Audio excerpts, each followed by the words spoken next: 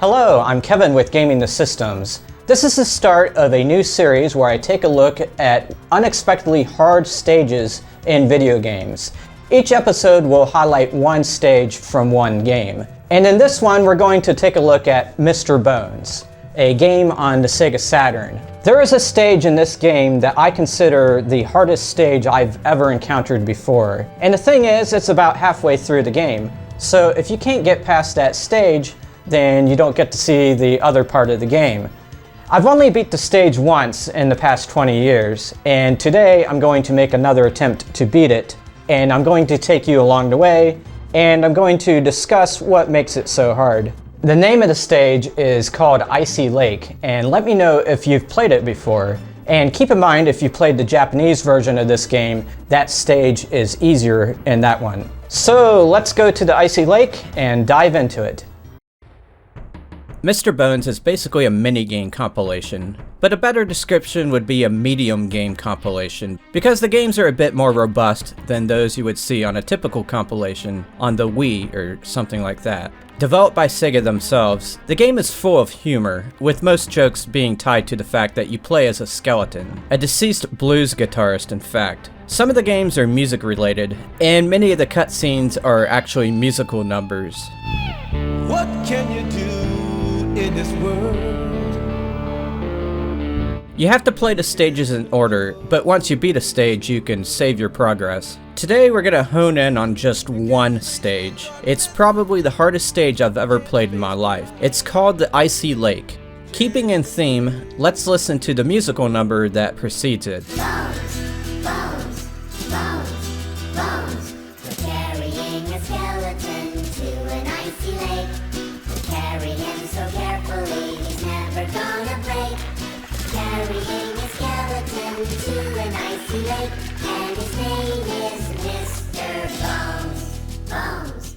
Icy Lake takes place about halfway through the game. In other words, if you can't get past it, you never get to see the other half of the game. The footage you see is me playing it on the original Sega Saturn, with no cheats. I'm playing the best I can, and I'm not dying on purpose. I added a number in the top right of the screen that indicates how many attempts I've made up to this point. To beat the stage, you simply have to walk to the other side of the lake. But to do that, you'll have to master some of the lake's unique properties. There's thin ice and there's thick ice. When you walk onto the thin, it starts cracking. At that point, you have about 1 second to jump off and land on thick ice, or else you fall into the cold water. If you jump onto the thin ice, you fall in instantly. It doesn't slowly crack, it just instantly breaks.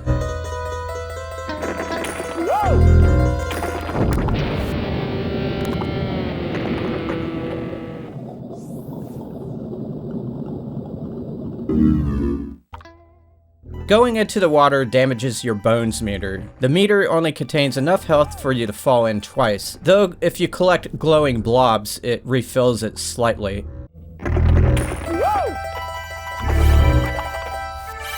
There are tiny floating islands of ice under the thin ice, and as long as you're right above them, you don't fall in. We'll call these islands floaters from this point forward. Most of what you'll be doing is moving from floater to floater. Some are stationary, some are moving, and some start moving if you jump on them. Also, jumping on any floater causes it to disappear for a moment, which causes the ice to become thin again. The ice physics are the most intricate I've ever seen, and I would even call them realistic. Everything in the stage is slippery. You have to gain momentum before moving forward, but too much momentum will usually lead to death. Basically, there's no way to go fast, because you'll lose control and end up under the ice. All these properties combine to make traversing the stage difficult, and there's a lot of traversing to do.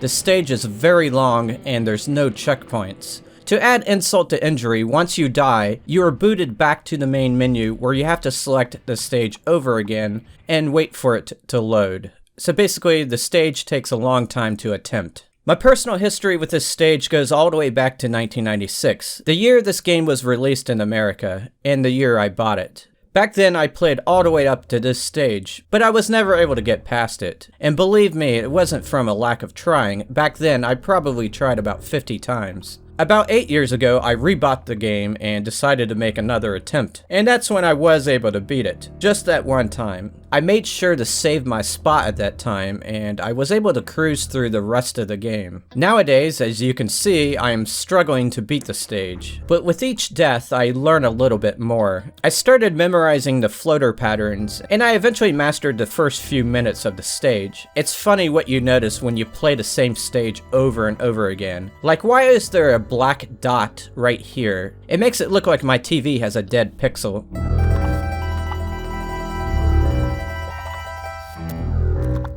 And why is there a speck over here when this floater starts moving? Also, I swear I can hear Yoda saying Luke. I may be losing my mind. Now right here is the point I find most difficult. There's two floaters and they both need to be jumped on in order to activate them and cause them to move. I think I'm supposed to jump from one to another as they're moving. But remember, each time you jump on one, it disappears for a moment. So as soon as I land on one, I have to jump onto the other one and just keep doing it, or else I fall under. It's very hard to keep that up, especially since they don't move at the same speed. I eventually adopted a plan where I activate both and then jump onto the thick ice, and then run out to one of them and just stay on it. It takes flawless execution to do this, so I died half the time I attempted it. If you do make it through, you end up on some thick ice, and there's two more floaters, which function pretty much the same way as the previous two.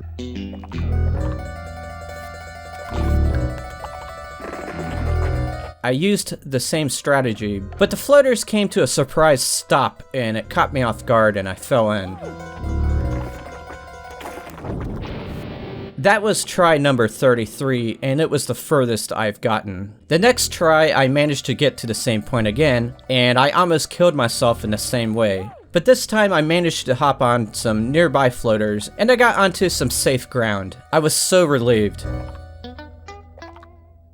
So now I'm in a new section that I haven't been able to get to in years. So next up are some fast-moving floaters, which caused my heart to skip a beat.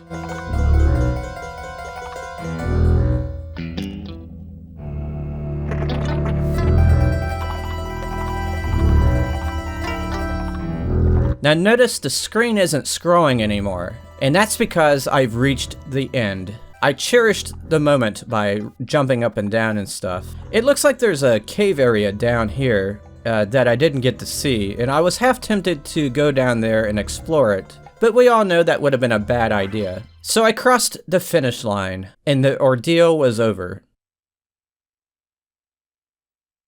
The funny thing is, the next stage is ice-related as well, and I died instantly. But I already know from before, the remaining stages are nowhere near as difficult as the Icy Lake. So my sadistic Icy Lake quest had come to an end. It's time for me to retire this game from my playlist, and I have to move on to other things. Besides, there's other challenging stages to explore for future episodes of this series. So that's all I have today. May your games make you happy and smart, and may people respect you for playing them. So long, everybody.